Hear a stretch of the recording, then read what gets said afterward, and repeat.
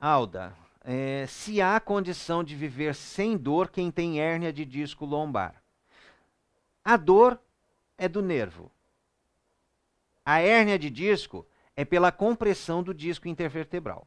Então, quando as vértebras se aproximam, elas comprimem o disco intervertebral e elas comprimem os nervos. Então, machuca o disco intervertebral, machuca o nervo. Para parar de sentir dor, tem que afastar as vértebras para descomprimir os nervos, para que esses nervos voltem à sua função normal. Para reverter a hérnia de disco, tem que afastar as vértebras para descomprimir o disco intervertebral, para que ele volte à sua condição de normalidade. Não é a hérnia em si que provoca a dor. A hérnia, ela pode até comprimir o nervo. Por quê? A vértebra aproxima, comprime o disco intervertebral e o nervo.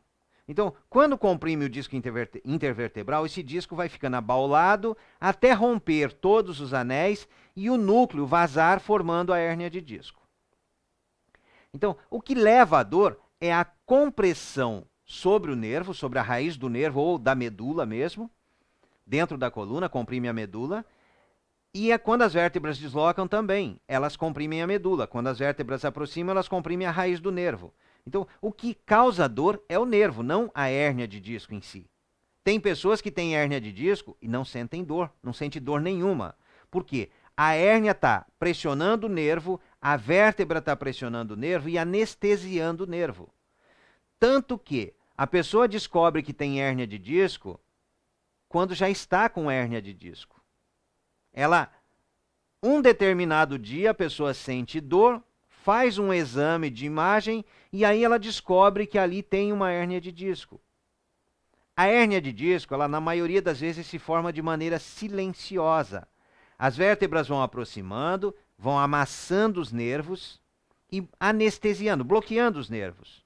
Bloqueia o controle do cérebro, que é feito por esse nervo, bloqueia o controle do cérebro lá para o músculo. Então, o cérebro vai perdendo o controle de força do músculo. O músculo vai enfraquecendo. Mas o nervo também, ele não consegue levar informação do corpo para o cérebro, ele fica bloqueado, anestesia. Então, interrompe a comunicação do cérebro para uma parte do corpo. Aí, quando a pessoa faz um passeio, faz uma viagem, levanta o braço para pegar um objeto numa prateleira alta, faz algum tipo de atividade diferente daquilo que ela está acostumada, que está habituada a fazer na sua rotina, né, no seu cotidiano. Então, essa pessoa faz alguma coisa diferente.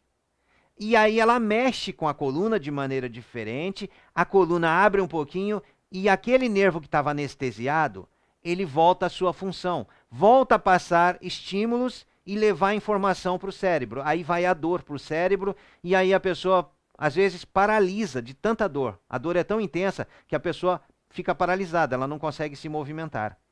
Aí sim ela vai fazer o exame e descobre que está com hérnia de disco, com abaulamento discal, com protrusão discal, com uma hérnia extrusa.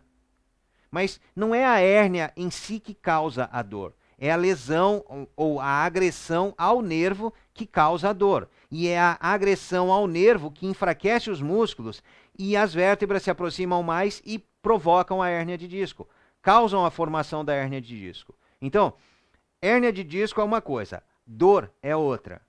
É importante que, em ambos os casos, se faça exercício que afasta as vértebras, descomprime o nervo, para que esse nervo faça novamente a correta comunicação do cérebro para o músculo voltar a ter força. Aí o músculo vai estar mais forte, mais alongado, afastar as vértebras, manter a distância das vértebras, para que pare de apertar o disco. E aí sim se tem a reversão da hérnia de disco. Se consegue fazer o disco intervertebral voltar à sua condição normal, a condição de normalidade dele, de amortecimento, mas sem a sobrecarga em cima desse disco.